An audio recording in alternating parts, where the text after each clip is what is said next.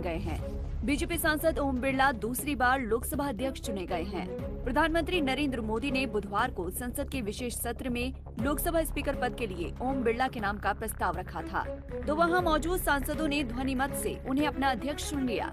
अध्यक्ष चुने जाने के बाद प्रधानमंत्री और कांग्रेस नेता राहुल गांधी ओम बिरला को लेकर अध्यक्ष पद की कुर्सी तक गए। ओम बिरला लगातार दूसरी बार अध्यक्ष बनकर बलराम जाखड़, जीएम बाल योगी और पीए संगमा की सूची में शामिल हो गए हैं। लेकिन अब लोकसभा के डिप्टी स्पीकर पद को लेकर गहमागहमी शुरू हो चुकी है।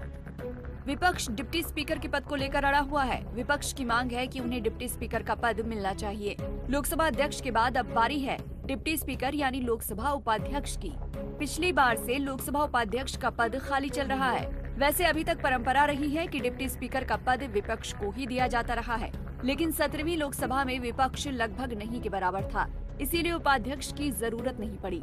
लेकिन इस बार लोकसभा में विपक्ष की ताकत अच्छी है।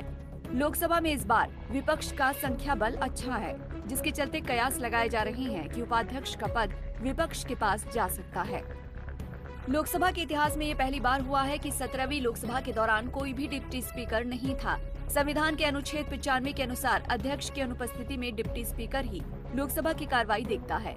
अगर स्पीकर अपने पद से इस्तीफा देते हैं तो वो इसके लिए डिप्टी स्पीकर को संबोधित करेंगे।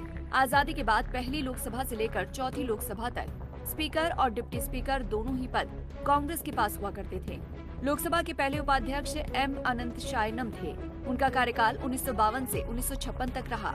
उनके बाद सरदार हुकुम सिंह, एसवी कृष्णमूर्ति राव और आर.के. खांडीलकर 1969 तक उपाध्यक्ष बने।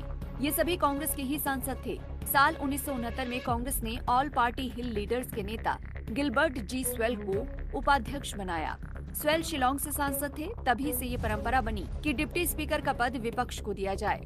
पिछले दिन संसद में एआईएमआईएम सांसद असदुद्दीन ओवैसी ने चुने गए स्पीकर ओम बिरला से डिप्टी स्पीकर पद को लेकर इशारों में कहा कि उन्हें उम्मीद है कि वो विपक्ष को सदन में आवाज उठाने का पर्याप्त अवसर देंगे।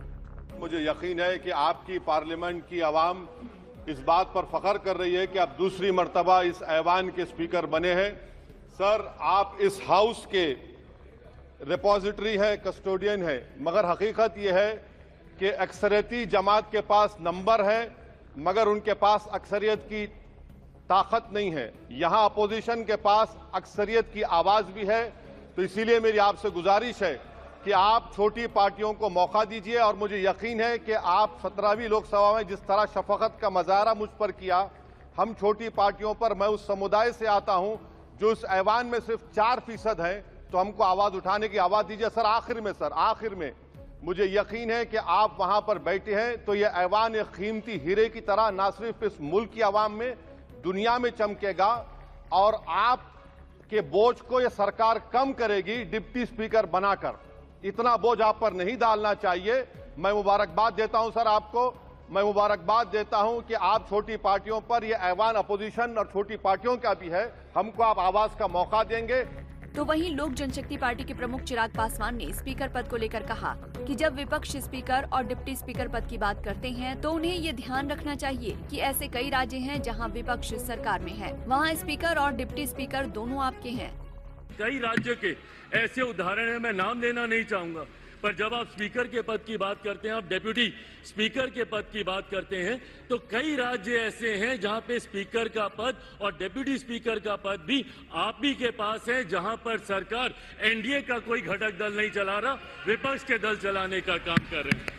बहरहाल पक्ष विपक्ष के इस घमासान को देखते हुए ये कहा जा सकता है कि डिप्टी स्पीकर के चुनाव की राह स्पीकर चुनाव की तरह इतनी आसान तो कतई नहीं होने वाली, क्योंकि एनडीए का नेतृत्व करने वाली बीजेपी डिप्टी स्पीकर का पद विपक्ष को देने के लिए तैयार नहीं है। ऐसे में देखना दिलचस्प होगा कि आखिर में बाजी कौन मार जाता है, पक्ष या फिर विपक्ष। Bureau report, Punjab Kesari TV.